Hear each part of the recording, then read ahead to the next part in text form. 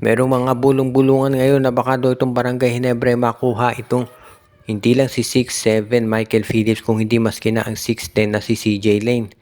Kasi raw baka daw itong Barangay Ginebra ay kunin yung draft pick nitong Titan Ultra na number 3. So baka daw mangyari nito itong Barangay Ginebra, kung makuha yung draft pick ng Titan Ultra, makukuha nila si CJ Lane. Kasi ganito senaryo.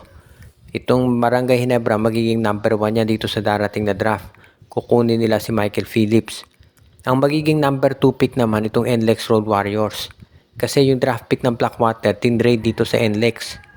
Ang kukunin naman ng NLEX itong si DJ Fenner dahil nangangailangan sila ng isang scorer na tutulong dito kay Robert Bolick at kay Shawnee Winston. So magiging number 3 naman ang Barangay Ginebra dahil makukuha nila yung draft pick ng Titan Ultra.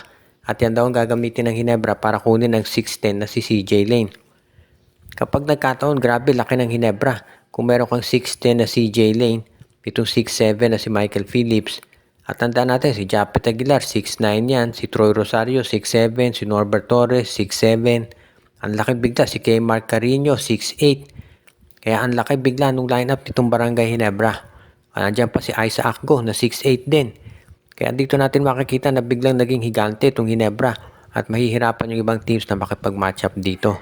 At yan siguro dahilan kung bakit ngayon itong Ginebra ay talagang yan ang gustong magawa, makuha yung mga nabanggit na players para magkaroon sila ng match-up advantage palagi regardless kung sino kalaban. At mukhang ito na nga yung binabalak daw ngayon ditong Barangay Ginebra at sa tingin ko yan talaga magiging magandang kalalabasan nito para dito sa Gene Kings. Kung sa bagay, ito naman Barangay Ginebra hindi nakapagtataka na yun talaga yung kanilang gagawin dahil syempre kung ikaw itong Ginebra, gusto mo masiguro na may advantage ka lagi. Sa ngayon naman daw itong Barangay Ginebra bukod dito sa pagkuha kay CJ Lane, tinitignan pa rin daw yung iba pang mga potential na candidates dito sa darating na draft. Alam natin na ito si CJ Lane, syempre nasa radar nila dahil 6'10 nga ito.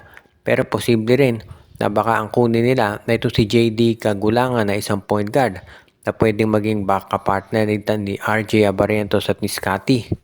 O posible rin na baka meron silang ibang mga field foreigner na makuha dyan kung si Darren Mayo sasali dito sa draft.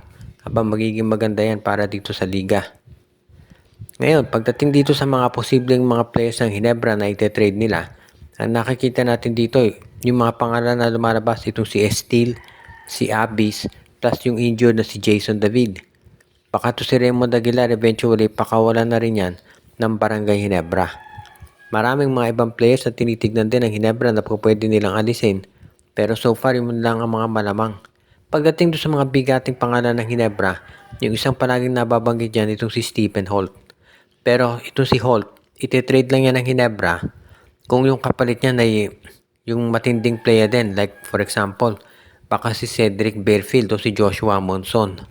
Kung yun ang magiging ka-trade, baka i-consider na ng Barangay Ginebra na bitawan itong si Stephen Holt.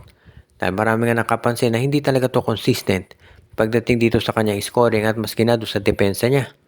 Kaya nga sa tingin ko mukhang itong si Stephen Holt talaga ang ite-trade na ng Barangay Ginebra kung magkaroon ng magandang offer. Dahil syempre alam natin si Coach Tim Cone talagang mukhang ginagamit ng madalas ito si Stephen Holt regardless kung ito yung nakaka-score o hindi.